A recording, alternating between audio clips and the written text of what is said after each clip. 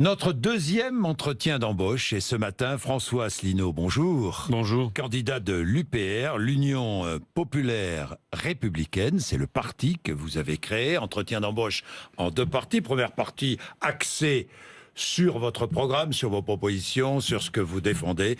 Et la deuxième partie un peu plus personnelle sur François Asselineau, que l'on connaît mal. Qui est François Asselineau? Nous essaierons de savoir. Vous souriez, hein? Qui êtes-vous? Qui êtes-vous? Mais c'est un mystère pour beaucoup, non? Ah ben, si j'avais été invité plus souvent avant, on le saurait davantage. Ah ben non, vous n'avez pas commencé. Vous êtes là. Profitez-en, profitez-en. Bon, alors, la France n'est pas responsable de la rafle du Veldiv en 1942. J'ai entendu, comme vous, Marine Le Pen. Qu'en pensez-vous? En 1995, Jacques Chirac a reconnu la responsabilité de la France dans la déportation des Juifs. Jacques Chirac a eu raison? Écoutez, d'abord, je pense que la déclaration de Madame Le Pen, c'est une déclaration, soit Madame Le Pen est sotte, soit elle cherche à faire un buzz sur des questions qui sont assez scandaleuses. Voilà ce que je pense. C'est tout à fait inopportun. Vous savez qu'il y a, en gros, deux visions de l'histoire. Donc c'est volontaire pour vous? Ah ben, je la considérer comme sotte. Ah ben, j'en sais rien. Vous la considérez comme sotte? Moi, je la connais moins que vous. Moi, je l'ai jamais rencontrée pour discuter avec elle. Oui. Moi, je ne sais pas. Mais en tout cas, moi, à mon avis, c'est un mauvais buzz. C'est tout ça, ça jette en fait de la division entre les Français. Ça revient à toujours ramener des histoires nauséabondes. Moi, je trouve ça minable. Voilà. Sinon, sur le fond, vous savez qu'il y a deux visions. Il y avait la vision gaulienne qui consistait à dire que la légitimité s'était réfugié à Londres. C'était la vision de Charles de Gaulle, de Georges Pompidou, de Valéry Giscard d'Estaing et de François Mitterrand. François Mitterrand qui d'ailleurs avait protégé René Bousquet, qui était l'auteur de la rafle du Veldiv. Oui. Et puis après, il y a eu Jacques Chirac, parce que c'est vrai aussi qu'il y a une autre vision des choses, c'est quand même les fonctionnaires de l'État français qui ont participé à ces abominations. Alors, je pose une question qui coule de source. Est-ce qu'il faut maintenir la loi Guessot pénalisant le négationnisme? Moi, je ne reviendrai pas sur ces lois. Je pense que de toute façon, il faut maintenant regarder vers l'avenir et qu'il ne faut pas passer son temps au moment de l'élection présidentielle de 2017 à ressasser des souvenirs de cette époque. Voilà ce que je pense. Alors, regardons l'avenir avec vous, ni à droite ni à gauche. Mais c'est pas nouveau. Et d'ailleurs, c'est ni pas à moi. droite ni à gauche. Mais c'est pas moi qui le dis. Hein. Oui. C'est le ministère de l'Intérieur. Il y a quand même en France une institution qui est chargée de donner une étiquette aux partis politiques, c'est le ministère de l'Intérieur, c'est la seule institution. Et vous savez, nous avons été classés par le ministère de l'Intérieur en divers, c'est-à-dire en effet, ni à droite ni à gauche. Moi, je me plais à dire qu'on est au milieu des Français. Mais vous savez, le ministère de l'Intérieur n'avait pas de raison particulière de me faire plaisir. Donc s'ils l'ont fait, c'est parce qu'ils ont examiné à la loupe les analyses, les propositions et qu'ils sont parvenus à ça. Alors, vous n'êtes pas souverainiste, vous ne voulez pas, qu'on vous qualifie de souverainiste. Non, parce que les souverainistes, vous savez ce que c'est? Ce sont des gens qui ne savent pas ce qu'ils veulent et qui ne veulent pas ce qu'ils savent. Voilà. Bon, vous êtes pour une forme de libération nationale, c'est votre programme. Candidat du Frexit, vous l'affichez et vous l'assumez. Tout votre programme tourne autour de l'article 50. Non. Pas tout mon programme. Enfin, beaucoup. Beaucoup, pardon, mais quand je regarde de près votre programme, beaucoup. Ça, c'est un peu... J'espère qu'on va pouvoir en parler, justement. Oui, je vais parler de votre programme. Alors, moi, ce que je voudrais, c'est bien préciser que si je propose de sortir de l'Union européenne, de l'euro et de l'OTAN, c'est pour redonner aux Français leur démocratie et pour avoir un programme qui tienne debout et qui soit cohérent. Parce que les autres candidats, ils s'amusent à faire des promesses. Alors, s'ils jouent les Pères Noël, chacun a ses promesses, les électeurs savent plus très bien sur quel pied lancer. Moi, ce que j'explique, c'est que leurs promesses sont inapplicables dans le cadre des traités européens. Monsieur Mélenchon en est le champion, par exemple. Il fait des promesses, sauf qu'il ne veut pas sortir de l'Union européenne. Il ne le propose pas. Par exemple, augmenter le SMIC. Moi aussi, je propose d'augmenter le SMIC. Oui, à 1 300 € pour vous. Moi, je le passe. Oui, absolument. Ce qui est un plus qu'un coup de pouce. C'est 1 300 € net, alors qu'il est en 130 €. Je crois que monsieur Mélenchon fait à peu près pareil. Sauf que M. Mélenchon reste dans l'Union européenne. Or, les directives venues de la Commission européenne nous disent qu'il faut que le SMIC soit compatible avec l'évolution de la compétitivité de l'économie française. En fait, c'est un mot codé pour dire qu'il faut que le SMIC disparaisse ou soit réduit. C'est d'ailleurs la raison pour laquelle, depuis des années, le gouvernement dit de gauche n'a pas donné de coup de pouce au SMIC. Alors moi, je dis à M. Mélenchon, il ne peut pas dire une chose et son contraire. Mais on va quand même revenir sur ces articles, 2-3 articles, parce que ça mérite précision. Article 100... Vous êtes mis à lire les articles. Mais parce que je travaille, mon cher mais François. Vous avez vu que lors du débat l'autre soir, quand je prenais la parole, les autres candidats, je peux vous dire, j'étais sur le plateau, les autres candidats, Ils m'ont pas contredit. Et ils savent que je connais mes dossiers. Parce que les autres, mais je suis désolé de le dire, il y en a beaucoup qui ne connaissent pas les dossiers. Et je précise que l'article 5 de la Constitution, qui fixe le pouvoir du président de la République, le président de la République doit veiller au respect de la Constitution, premièrement. Donc la moindre des choses, c'est déjà qu'ils la connaissent. Et la deuxième chose, c'est que le président de la République est le garant de l'indépendance nationale, de l'intégrité du territoire et du respect des traités. La moindre des choses, c'est que le président de la République, ou celui qui prétend le devenir, connaissent les traités dont il parle, non? On va parler des articles. Quand vous montez à bord d'un avion, vous souhaitez que le commandant de bord, il connaisse comment fonctionne l'appareil, ou bien que ce soit un novice? On est bien d'accord. Article 106 du traité de fonctionnement de l'Union européenne. Sur les services publics. Oui, c'est un article très important, la libéralisation des services. On est bien d'accord. Hein. Que dit-il? Enfin, vous dites-vous. Puis nous verrons ce que dit l'article 106. Nos services publics sont démantelés sous la pression de l'Union européenne. C'est ce que vous dites. Bon, ça veut dire quoi démanteler? Libéralisation ou privatisation? Ça veut dire qu'ils sont... Vous savez, c'est la tactique du salami. Vous connaissez la tactique du salami. C'est-à-dire quelque chose que l'on ne pourrait pas avaler d'un seul coup, on le fait tranche par tranche. Oui, c'est bon, tranche par tranche, non, le salami? Attendez. On met l'article 106 ne dit pas textuellement, bien sûr, il faut démanteler les services publics. Non. Il est plus subtil que ça. Il dit, d'abord, il ne parle pas de services publics, il parle de services d'intérêt général ou ayant un caractère de monopole fiscal. Vous voyez que je connais mes dossiers par cœur. Et c'est vous qui dites... Et il dit qu'ils doivent être mis en concurrence, que ça doit être mis en concurrence. Qu'est-ce que ça veut dire? Ça veut dire que si on met nos services publics en concurrence, il va se passer quoi? Il va se passer qu'on va ouvrir ça à au secteur privé, que le secteur privé va aller évidemment sur les niches les plus rentables, que donc le secteur public va se retrouver dans des niches qui ne sont pas rentables, sur les marchés justement qui ne sont pas rentables. Et qu'est-ce qu'il va faire? Il va avoir tendance, surtout si au même moment on coupe les subventions venant de l'État, il va avoir tendance à se comporter comme le secteur privé et donc à délaisser. Mais il y a un exemple, c'est la Poste. Il y a l'exemple de la Poste. La Poste fait face à la concurrence.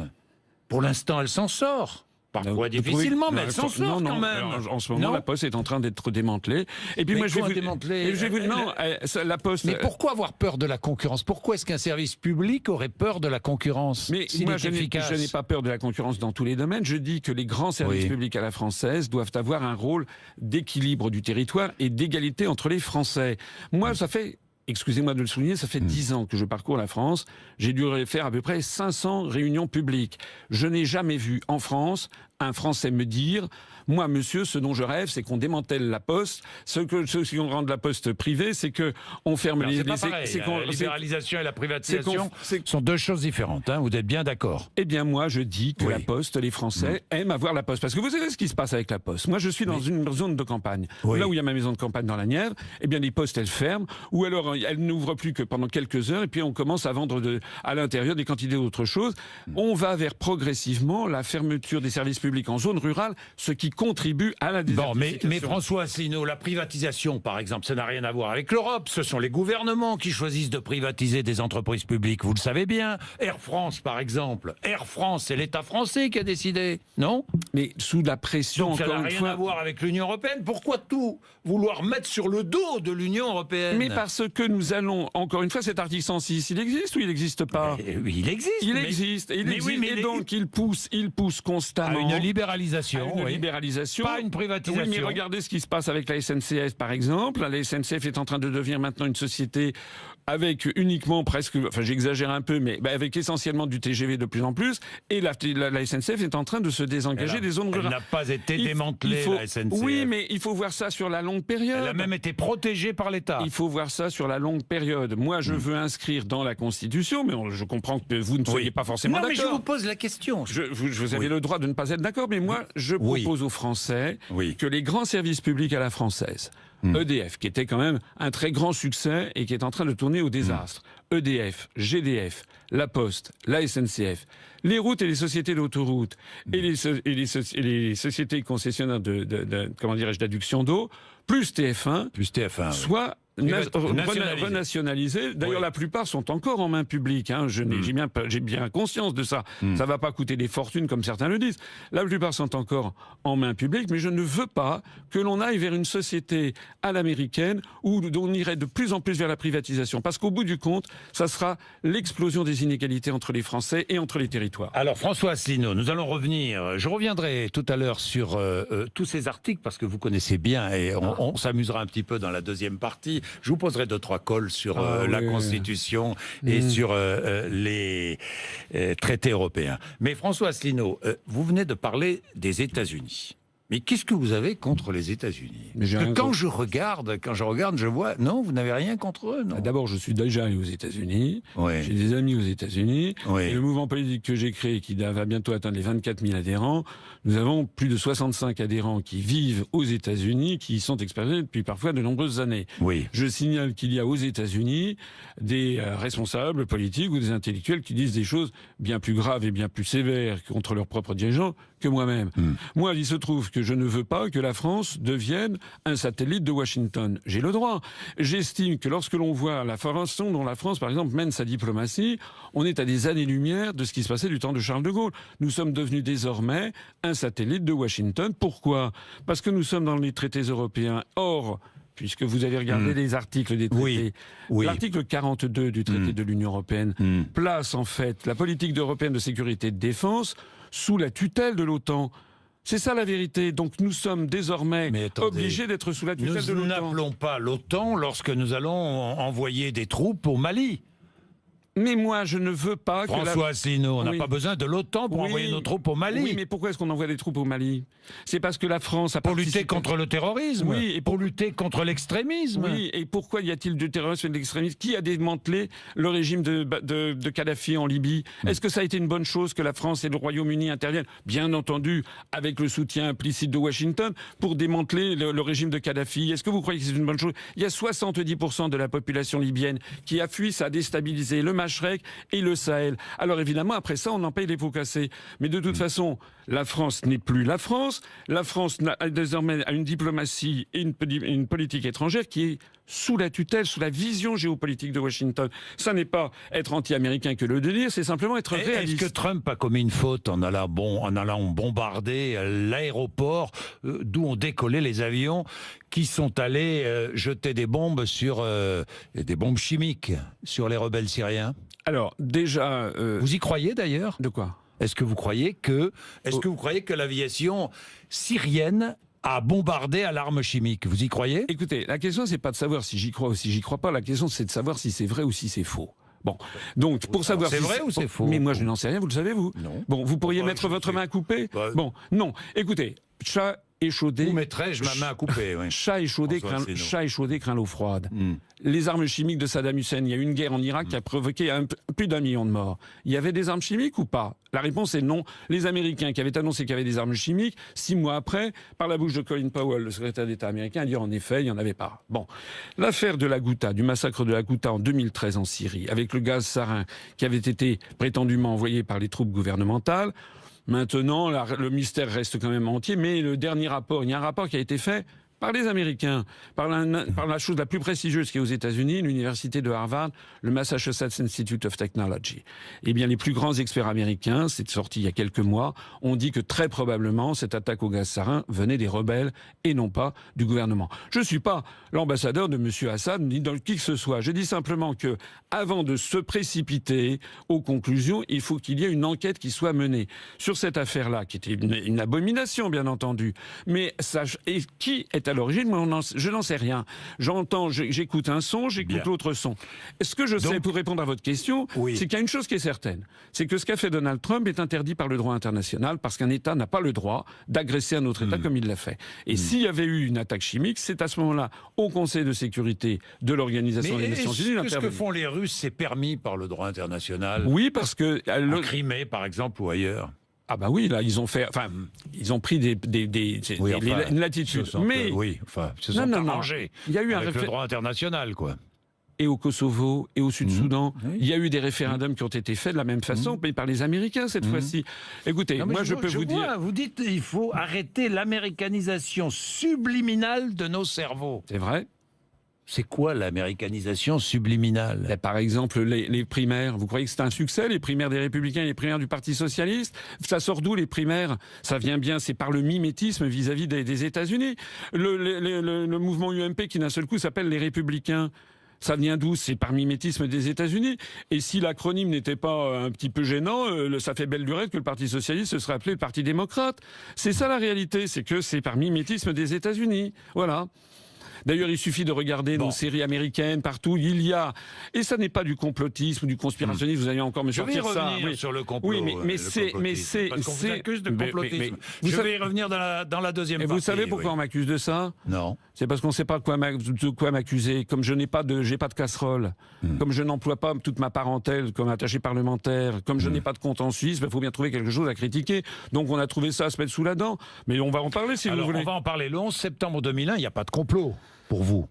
Mais pourquoi vous me parlez du 11 septembre 2001? Mais comme ça, parce que c'est... Moi, je préférerais que l'on parle là, maintenant, de ce qui intéresse les Français. C'est moi qui pose des questions. Oui, mais comme disait Georges Marchais, c'est moi qui les réponds. Oui, d'accord, oui, mais enfin, comme c'est moi qui pose des questions, vous répondez, vous ne répondez pas. Si vous ne répondez pas, on arrête. Vous savez, c'est pas compliqué avec moi.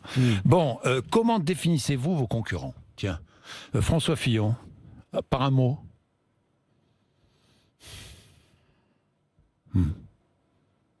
Vous dites rien. Ouais. J'ai pas très envie de parler de mes concurrents. Je vais dire de façon globale. Vous savez ce que je vais dire? Je trouve que fondamentalement, ils ne sont pas à la hauteur de la gravité de la situation.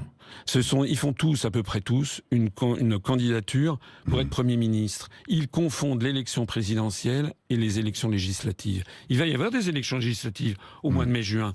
Et là, on va parler de la sécurité, de la santé. Moi, j'ai des réponses et des programmes sur tous ces sujets. Mais là, nous sommes dans l'élection présidentielle. Il s'agit de choisir le chef de l'État. Or, le président de la République, qui n'est pas la même chose que le Premier ministre, on n'est pas comme aux États-Unis, c'est la Constitution de la Ve République. Le président de la République doit être le garant de l'essentiel, c'est comme ça que De Gaulle l'avait qualifié, et il doit être le garant de l'indépendance nationale et de l'unité nationale. Quel est le programme des autres candidats pour garantir l'indépendance nationale? Comment peut-on garantir l'indépendance nationale si toutes nos lois, si notre monnaie, si notre politique diplomatique et militaire sont fixées par la Commission européenne à Bruxelles, la Banque centrale européenne à Francfort et l'OTAN qui est gérée depuis Washington? François Asselineau, nouveau franc, donc, sorti de l'Union européenne, nouveau franc. Alors, en ce qui concerne la vie publique, parlementaire, conseillers régionaux, conseillers départementaux, ça vous gardez, hein? Pas plus de... Non. Il y a toute une série de suppressions de postes, vous le savez. Oui, suppression du nombre de parlementaires, oui. 70 députés en moins, vu ça. 74 députés européens en moins, puisqu'on quitte l'Union européenne. Notez bien d'ailleurs au passage que Mme Le Pen, qui a encore une fois, par l'intermédiaire de Philippot, copié un certain nombre de mes propositions, que Mme Le Pen ne propose pas de supprimer les députés européens, ce qui prouve d'une part qu'elle ne veut pas sortir de l'Union européenne, d'autre part qu'elle veut garder pour ses vieux jours, n'est-ce pas, ses fonctions, parce que ça va faire 32 ou 33 ans que M. Le Pen est député européen, et elle-même, ça doit faire 15 ou 16 ou 17 ans. Ils sont sur la bête, ils touchent beaucoup d'argent de cette structure. Pas plus de 2 mandats consécutifs, proportionnels, reconnaissance du vote blanc, 3 référendums si vous êtes président de la République. Pas proportionnel. Pas de proportionnel. Une dose de proportionnel. Une petite dose de proportionnel. Mais pas la proportionnelle intégrale. Non, pas la proportionnelle intégrale.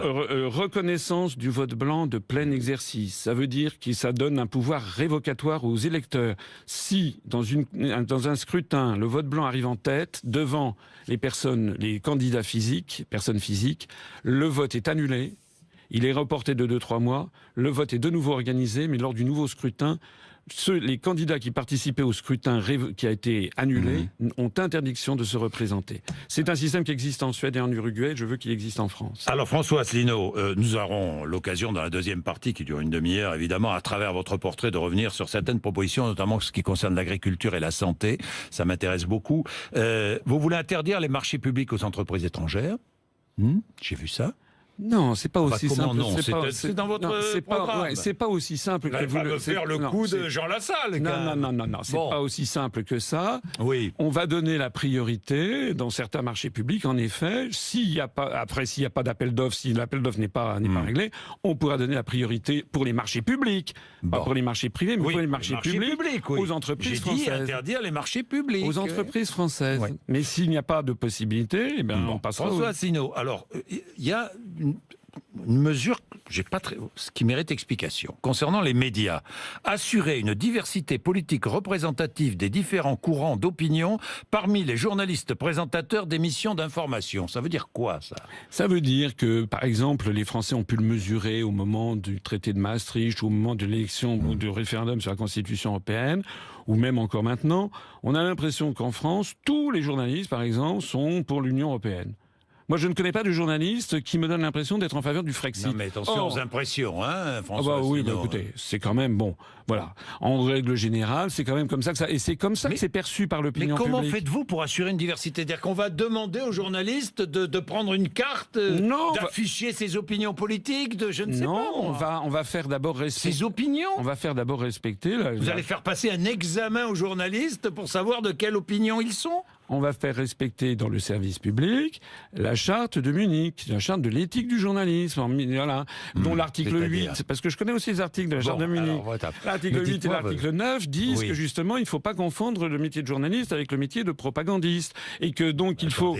Voilà, mais non, mais je comprends. Alors qu'est-ce que vous faites avec ces journalistes? Eh bien, je dis qu'il faut que les journalistes aient cette éthique. Passer un examen, alors? Non, écoutez... Savoir s'ils connaissent effectivement les chartes, les traités, écoutez, demandez aux Français ce qu'ils en pensent. Vous savez très bien que beaucoup de Français estiment qu'il y a, par exemple sur les questions européennes, on a l'impression que tous les journalistes pensent la même chose. Voilà. Regardez, lisez le livre de Serge Halimi, Les Nouveaux Chiens de garde, qu'il avait écrit après le référendum sur le traité de Maastricht. Pardon, ce sont les politiques qui n'ont pas respecté, ce ne sont pas les journalistes, ce sont les politiques qui n'ont pas respecté le choix du peuple. Non, mais ce ne sont pas les journalistes. Non, attendez. Serge Halimi montre que, par exemple, pour le référendum sur Maastricht en 92, on avait fait débattre des gens, des responsables politiques de droite qui voulaient voter oui, avec des responsables politiques de gauche qui voulaient voter oui. Mais les partisans du non n'avaient eu, je crois, que 15 ou 20% du temps de parole. C'est ça le problème. C'est-à-dire qu'il faut s'assurer d'une diversité des opinions politiques. Ça me paraît normal. Vous savez, les Français, ils sont de mon avis. Alors vous allez m'expliquer comment, après, puisqu'il est déjà 57, comment vous faites? Parce que... On va déjà, vous savez ce qu'on va faire? On va renationaliser TF1, parce que TF1 n'a pas respecté le cahier des charges culturelles qu'il devait respecter, et on va faire de TF1 une télévision collaborative qui va être la télévision du peuple français. On demandera télévision de l'État, quoi. Une télévision... Oui, attendez, moi je ne touche pas, par exemple, je ne touche pas à RMC, je ne touche pas à BFM, je ne touche pas à CNews, ça restera privé. Mais TF1, c'est la première chaîne de télévision française.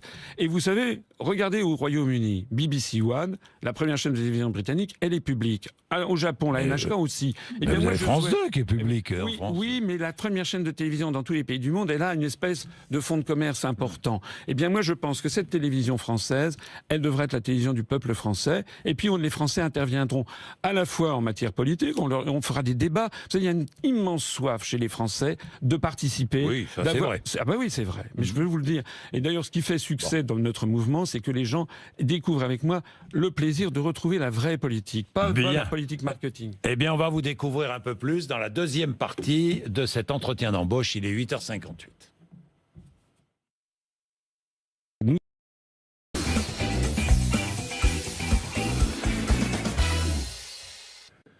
François Asselineau, on va essayer d'un peu plus vous connaître, parce que vous êtes assez pudique, hein, je crois. C'est vrai. C'est vrai? Vous feriez la une de Paris Match avec votre épouse? Non. D'ailleurs, ma femme est universitaire. Et elle est agrégée de lettres classiques et normaliennes. Lettres classiques, normaliennes, vous voyez. Vous connaissez très bien ça. Non. Elle a eu son bac à 15 ans. Oui. Et vous êtes fier d'elle, hein? Oui.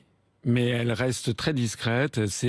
D'ailleurs, si je suis élu président de la République, elle sera la femme du président de la République. Il n'y aura pas de première dame. On ne va pas faire un truc monarchie. Je ne vais pas faire les couvertures de Paris Match. Et je tiens beaucoup à préserver à la fois sa vie privée et la vie privée de mes enfants aussi. Ça, c'est important. Vous avez 2 enfants. Oui. 59 ans, François Asselineau. Pas facile d'être candidat à l'élection présidentielle. Non. Parce qu'il faut se dévoiler un peu. Vous n'aimez pas ça, hein? Non, mais parce que moi, je suis plutôt... Je disais à Poutou hier, vous êtes pudique, mais vous êtes comme Poutou, vous êtes pudique. Mais vous savez, moi, je suis pas un politicien. J'ai pas fait de la politique. Pourquoi faites-vous de la politique? Écoutez, j'ai fait ça vous savez pourquoi? Tout à l'heure, vous me demandiez en gros ce que je pensais des autres candidats. Je vais vous dire, mon sentiment, il est un peu raide. Hein. Mais franchement, La classe politique française est très médiocre et les autres candidats, ils sont nuls techniquement sur des quantités de sujets. Faites-leur parler de l'euro, par exemple. Organisons un débat sur l'euro. Comment ça marche? Comment concrètement ça fonctionne? Moi, j'explique pourquoi l'euro va exploser. Les Français ne le savent pas, mais si moi je propose de sortir de l'euro, c'est pas par fantaisie. Moi, je suis français. Moi, j'ai des enfants, j'ai une femme, j'ai un appartement, j'ai mis un peu d'argent de côté avec une assurance vie. Moi, je n'ai pas envie que mon pays s'effondre. Parce que je sais qu'il y a des gens qui croient. On fait peur aux Français en leur disant si on sort de l'euro, ça va être la catastrophe. Non, c'est si on y reste. Actuellement, l'euro est en train de voler en éclats. Vous allez voir ce qui va se passer, mais on n'a pas le temps d'en parler. Non, vous ne doutez de rien. Oh si, je doute de beaucoup de choses. Et de quoi? Mais vous savez, moi, non, parce qu'on dit de vous... Parfois, lorsqu'on ne vous connaît pas, dans tous les cas, on dit il est assez suffisant, il a beaucoup d'assurance, il est franchement, il est même un peu limite prétentieux. Parce que j'ai fait passer, je suis quelqu'un de travailleur. Quand j'étais jeune, la première fois que j'ai voté, c'était pour la liste de l'UDF aux élections européennes de 1979, j'étais étudiant à HEC, j'étais très pro-européen. Et qu'est-ce qui s'est passé? Moi, j'ai été dans les allées du pouvoir. J'ai vu les responsables politiques de gauche et de droite en tant que hauts fonctionnaires. J'ai accompagné François Mitterrand en Corée, au Kazakhstan, Balladur en Arabie Saoudite, Jacques Chirac au Japon, en Chine, en Asie du Sud-Est, en Amérique latine. Et qu'est-ce que j'ai constaté? J'ai constaté dans les années 90 qu'en fait, nos dirigeants sont pas corrompus. Moi, je suis pas du style anti-parlementariste, etc. Je dis simplement qu'ils ont fait une croix sur l'existence d'une France souveraine et indépendante. C'est exactement ce que De Gaulle appelait l'esprit d'abandon. Et pourquoi j'ai créé mon mouvement politique? Parce que je me suis rapproché de M. Pasqua. Parce que je sais, vous avez travaillé. Oui, parce que j'avais cru à l'époque qu'il y avait une chance vers les souverainistes, que l'on pouvait avoir.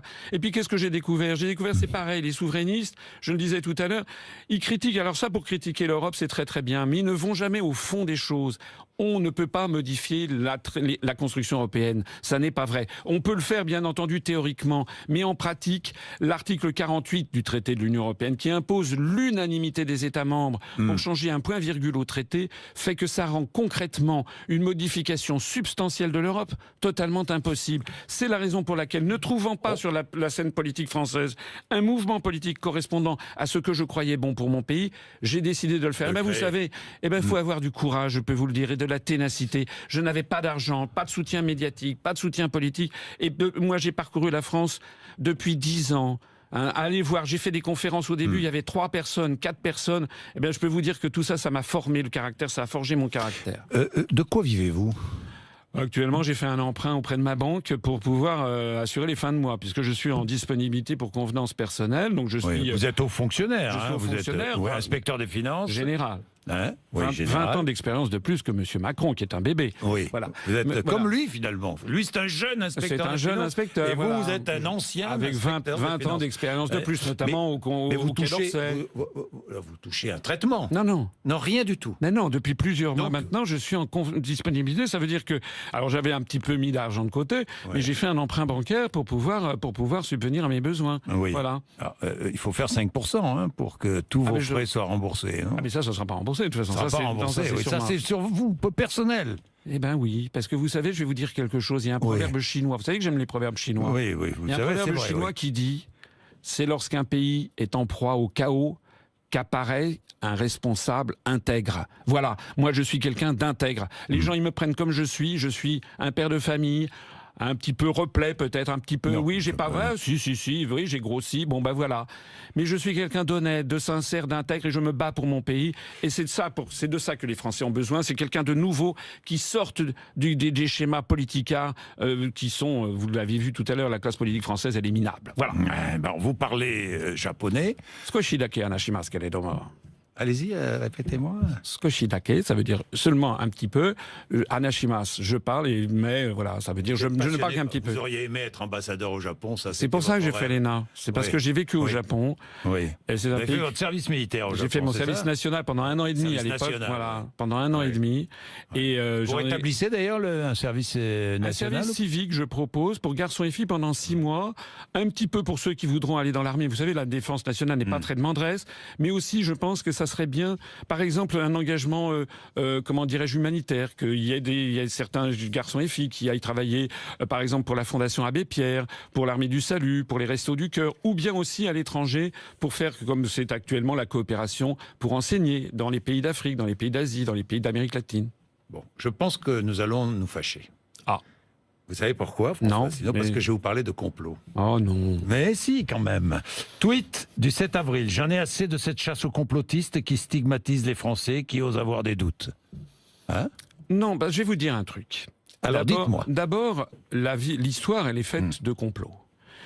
Dans la Constitution française de 1958, rédigée par Charles de Gaulle, René Capitan, dans l'article 68, il y avait le crime de complot contre la sûreté de l'État et le crime de haute trahison du président de la République. Cette constitution a été ratifiée par 82% des Français. C'est notre constitution. Eh bien, figurez-vous, et là je pense que beaucoup de Français vont le découvrir quand je vais leur dire, que le crime de complot contre la sûreté de l'État, c'était marqué comme ça, complot contre la sûreté de l'État, a été retiré de notre constitution par une loi constitutionnelle de juillet 1993, quelques mois d'ailleurs après le traité de Maastricht, dans le dos des Français par la procédure dite du Congrès, procédure que d'ailleurs je veux supprimer dans mon projet de réforme constitutionnelle. Et le crime de haute trahison du président de la République a été supprimé par une loi constitutionnelle du mois de mars 2007. Eh bien moi, parmi mes projets, je réintroduirai dans la Constitution française sa version d'origine avec le crime de complot contre la sûreté de l'État et le crime de haute trahison du président de la République. Bon, alors si je vous parle de complot, c'est parce que certains autour de vous, je ne vous accuse pas personnellement, manient la théorie du complot. Regardons, écoutons ce qu'a déclaré l'un de vos délégués régionaux. Vous avez vu cette déclaration, j'en suis certain, il s'appelle Daniel Bellu, c'était hier sur une télé locale lyonnaise. Vous savez d'où vient l'Union européenne à l'origine? Est-ce que vous avez entendu parler de la Nouvelle Europe? La Nouvelle Europe, c'était les multinationales allemandes et américaines qui, à l'origine, avaient même financé Adolf Hitler pour jeter les bases d'une Nouvelle Europe. Et même, c'est pas du complotisme, c'est des informations historiques. Non mais enfin, vous pouvez pas dire ça quand même. Allez vérifier. Alors évidemment, si vous allez sur Wikipédia... L'Union européenne a été créée par des pères fondateurs justement pour enfin installer une paix durable en Europe. Non, c'est ce qu'on dit. C'est pas du tout pour ça. Alors, il a raison, il a tort. Alors d'abord, je ne suis pas absolument certain que ce soit tout à fait d'actualité de parler de ce genre de choses. Moi, je ne l'aurais pas fait à sa place. Mais deuxièmement, je suis désolé, mais que les téléspectateurs aillent se renseigner sur qui était, par exemple, Walter Hallstein. Walter Hallstein, qui était le premier président de la Commission européenne, qui a rédigé d'ailleurs largement le traité de Rome, eh bien c'était, dans les années 30... l'un des juristes envoyés par Adolf Hitler en 1938 à Rome, après le voyage d'Hitler à Rome avec Mussolini, quand ils ont défini en effet le projet de Nouvelle Europe. C'est la réalité des événements. Monsieur Hallstein a été arrêté par les Américains à Cherbourg en 1944 en officier de la Wehrmacht. Il a été envoyé aux États-Unis, à Cancomo, et après les États-Unis l'ont renvoyé en Allemagne, où d'un seul coup, il est entré en politique et il est devenu très rapidement, 7 ans après avoir été arrêté par les Américains, excusez-moi, à Cherbourg, il devenait ministre des Affaires étrangères de Konrad Adenauer. Donc c'est vrai qu'il y a des origines cachées de la construction européenne. Allez voir comment dirais-je, les historiens, notamment les historiens anglais, les historiens américains. Allez les regarder. Ce n'est pas le débat du jour, mais c'est quand même une réalité qu'il faut avoir à l'esprit. C'est vrai. Bon, mais tous les complots qui fleurissent ici ou là. Vous parlez de quel? Vous parlez, par exemple, je ne parle pas de celui brandi par François Fillon, hein, le cabinet noir. Voilà, mais, vous y croyez au cabinet noir d'ailleurs, vous? J'en sais franchement, vous avez fréquenté les autres... Mais écoutez, moi, il y a une chose qui me distingue des autres, c'est que quand je dis quelque chose, je me fonde sur des informations absolument irréfutables. Quand je vous parle de Walter Hallstein, c'est irréfutable. Moi, le complot, le cabinet noir de M. Fillon, j'en sais rien. C'est fondé sur rien. Il y en a un autre qui a fait aussi l'histoire du complot. C'est M. Macron. Parce que Richard Ferrand, le secrétaire général d'En Marche, il a eu droit à la première page du journal Le Monde en disant que c'était Vladimir Poutine qui manipulait l'élection présidentielle en France. C'est fondé sur quoi? Quelle est la preuve? Allez l'interroger, il fait du complotisme. Et puis monsieur Mélenchon, en novembre dernier, il a accusé 2 journalistes, je crois que c'était du journal Le Monde, d'être des agents de la CIA. Allez lui demander ses preuves. Moi, la différence avec les autres responsables politiques, c'est que j'apporte des preuves. Mais par ailleurs, je voudrais quand même insister sur une chose. Il ne faut pas que la France devienne un pays du macartisme, ce qui a fait la grandeur de l'Occident. la grandeur de la pensée occidentale, à partir de la révolution de Copernic et de Galilée, c'est la capacité de remettre en cause les dogmes à l'époque de la Sainte Église, puisqu'à l'époque, vous savez que l'Église fixait comment fonctionnait l'univers, en disant que la Terre était au centre du monde.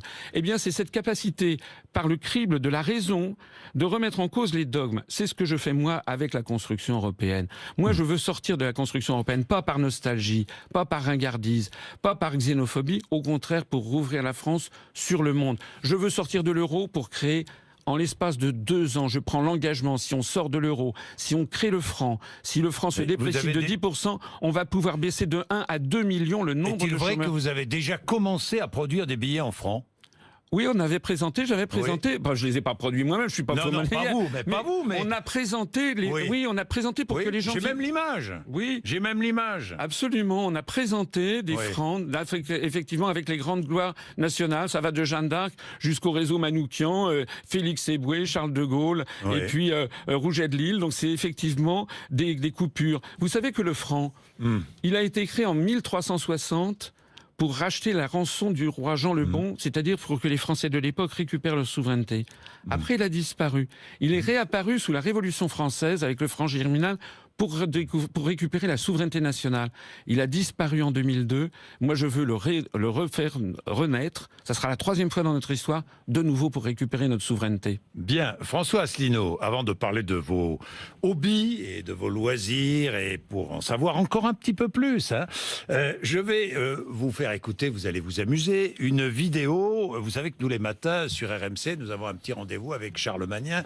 On appelle ça Magnin Président.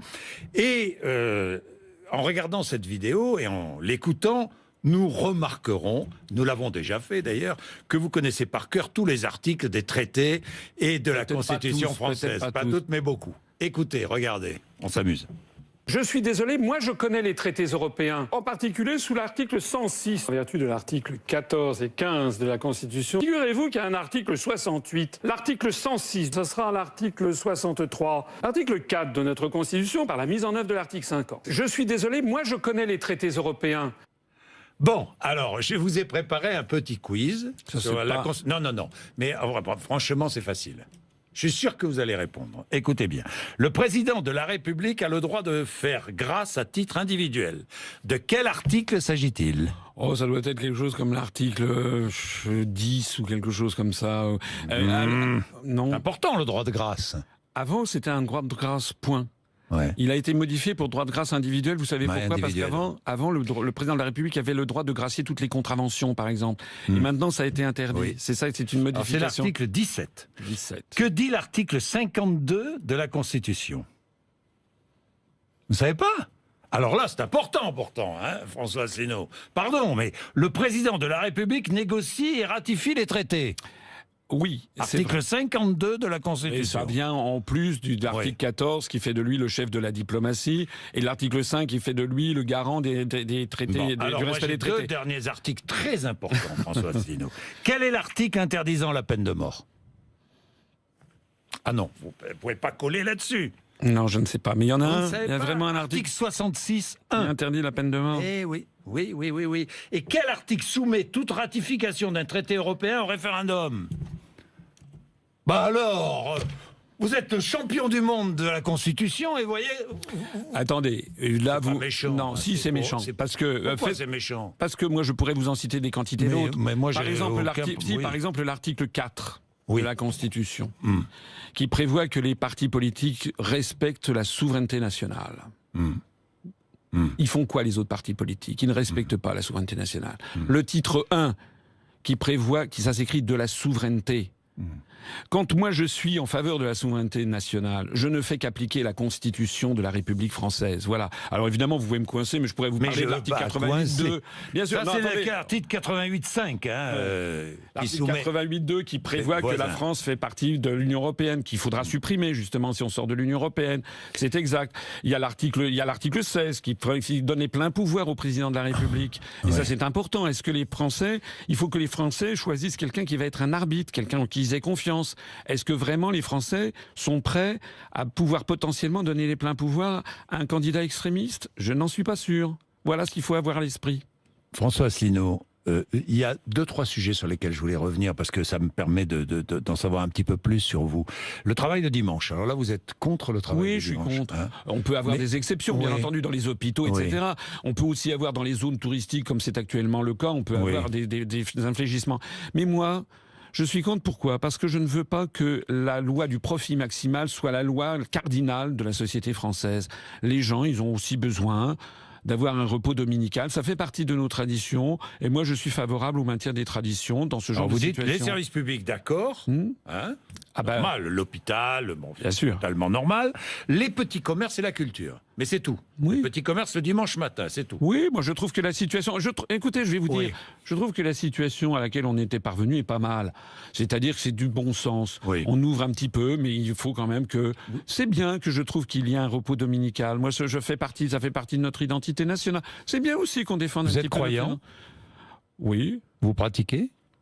Peu, mais ça peut m'arriver, Parce que ça peut peser dans la balance aussi. Hein, oui, mais ça peut m'arriver d'aller à l'église pour Noël ou pour Pâques. C'est vrai que ça peut m'arriver, mais je suis pas un croyant, très très très pratiquant. Je suis finalement comme beaucoup de Français, vous savez, sur ces questions. Mais il y a quelque chose que je crois, c'est que j'ai quand même de l'éthique personnelle. C'est-à-dire que vraiment, je n'aime pas mentir, je le fais pratiquement jamais, je crois. Je suis quelqu'un d'honnête, honnêtement. Je suis quelqu'un de sincère. Je suis parfois un petit peu trop franc, ça c'est possible. Peut-être que je suis un petit peu professoral. Mais vous savez, vous m'avez brocardé là sur l'affaire des articles. Pas brocardé, mais vous savez, je vous posais des questions, c'est pas méchant. Mais moi j'ai vu dans la rue depuis le passage, il y a beaucoup de gens qui sont venus me voir et qui m'ont dit vous connaissez vos affaires, vous connaissez votre truc. Moi par exemple, je citais les articles 38 et 39 qui mettent actuellement, qui sont responsables de la destruction de l'agriculture française. Je voudrais en dire un mot. Moi, je veux qu'on arrête la destruction de l'agriculture familiale française. Il y avait 4 millions d'agriculteurs en 1960, ils sont tombés à 400 000. Moi, je veux qu'à la fin de mon quinquennat, on soit remonté à 600 000. Comment ? En sortant des articles. Mais on a encouragé l'agriculture productiviste. C'est les traités, c'est l'article 39 du traité sur le fonctionnement de l'Union européenne qui pose le principe que la politique agricole commune a pour objectif l'augmentation de la productivité. C'est dingue quand vous y réfléchissez. On peut avoir un plan quinquennal qui fixe une augmentation de la productivité, mais pas un traité qui n'a pas de limitation de durée, ce qui peut durer des centaines d'années. Vous vous rendez compte que chaque année, il faudrait augmenter la productivité ? Moi, je dis, si on sort de l'Union européenne, j'en profite pour rappeler que nous donnons chaque année 23 milliards d'euros à l'Union et qu'on en récupère 14. Ça veut dire que... Vous êtes à 9 milliards, en fait, c'est 6 milliards d'euros. Non. C'est les 9 milliards d'euros que touchent les agriculteurs. Je vais chercher mes fiches. Oui, les 9 milliards d'euros que touchent les agriculteurs, ils continueront à les recevoir directement de l'Union européenne. Mais ce que nous allons faire, c'est qu'on va développer, notamment il y a beaucoup de jeunes qui le souhaitent, une aide à l'installation à la terre de jeunes agriculteurs pour faire de l'agriculture biologique, de la permaculture. Ça fait partie. Je voudrais qu'à la fin du quinquennat, on soit passé de 400 000 à 600 000 agriculteurs. Et tout s'enchaîne parce que il faut lutter contre la désertification médicale. Il faut lutter contre la désertification rurale. Il faut lutter contre la fin des commerces dans les petits villages. Moi, je veux qu'on applique la loi Royer. Ça suffit qu'il y ait maintenant, dans toutes les villes moyennes de France, maintenant des banlieues à l'américaine. Et tous les villages de France sont en train de mourir parce que les commerces disparaissent. Moi, je veux pas l'Europe. Ce sont les élus qui ont permis l'installation de ces grandes et moyennes surfaces. Mais justement, je n'ai pas dit que tout est de la faute de l'Europe.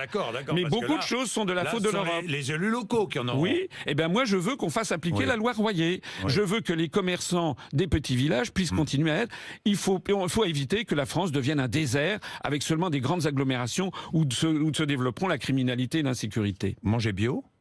Ah oui, ça m'arrive, oui. Pas systématiquement, mais ça m'arrive, oui. Parce que, alors, en matière de santé aussi, parmi les mesures que vous proposez, il y en a plusieurs, mais vous dites qu'il faut mettre en place une grande politique publique de médecine douce et alternative.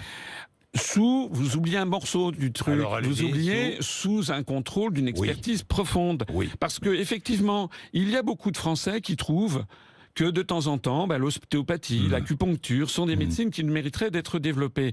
Moi, je pense aussi que, par exemple, des malades qui sont parfois en phase terminale où la médecine allopathique a baissé les bras, je pense qu'on devrait pouvoir être un petit peu plus souple sur ces médecines.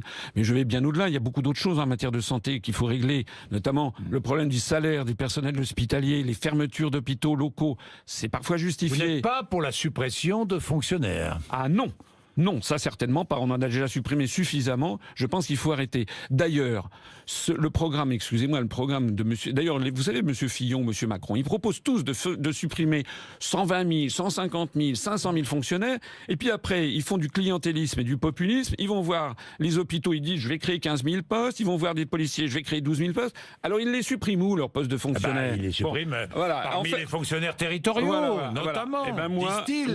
Moi, je ne veux pas supprimer le nombre de fonctionnaires d'État. Je pense qu'on en a suffisamment supprimé comme ça, mais moi je fais des économies, beaucoup, les économies en sortant de l'Union européenne. On n'a pas eu le temps d'en parler, mais on a beaucoup d'économies à faire. On a dit beaucoup de choses. C'est vrai. Beaucoup de choses. C'est vrai, quand même, c'est François vrai. Asselineau. Vous aimez la musique? Un peu. Laquelle? Moi j'aime bien la musique, j'aime bien beaucoup de choses, mais j'aime bien la musique baroque. Musique de Monteverdi, les premiers opéras, l'Orfeo, etc. Puis j'aime bien aussi la musique de mon enfance, les trucs style Paul Naref, style Johnny Hallyday, c'est vrai que j'aime bien, c'était mon enfance. Un petit peu le disco, c'est quand j'étais étudiant à HEC, je me rappelle de soirées disco. Et puis maintenant, j'aime bien aussi la musique, il y a des trucs que j'aime bien. J'aime bien Kygo, par exemple. Vous connaissez Kygo? C'est un Norvégien qui fait de la musique, comment on dit? Feel good. Ouais. Feel good. Ouais. Vous êtes feel good? Un petit peu. Vous savez, je suis pas anti-américain sur le principe. Je suis contre le fait que les États-Unis d'Amérique, mais ça serait pareil avec la Russie. Moi, je veux que la France soit ce qu'elle a toujours été dans son histoire. La France, c'est-à-dire étymologiquement le pays des hommes libres. Voilà, c'est aussi simple que ça. Bon, le lendemain du débat, j'ai cru que j'étais Madonna. C'est vrai. Je vais terminer comme ça. Ouais, parce que quand je suis allé j'ai pris l'aéroport à Orly, j'ai pris pour aller prendre un avion pour Toulouse. Et il y avait la moitié des gens qui se retournaient vers moi, des gens qui voulaient être pris en photo avec moi. J'ai un excellent accueil sur le terrain. Et hier, à Lille, on a fait 1500 personnes. Il y a un certain nombre d'autres candidats prétendument qui peuvent aller se rhabiller. On a énormément de monde dans mes meetings et une ferveur incroyable. Je vous assure que nous allons faire la surprise le soir du premier tour. Vous allez voir. Merci François Asselineau d'être venu passer votre entretien d'embauche. Il est 9h26. Merci Jean-Jacques Bourdin.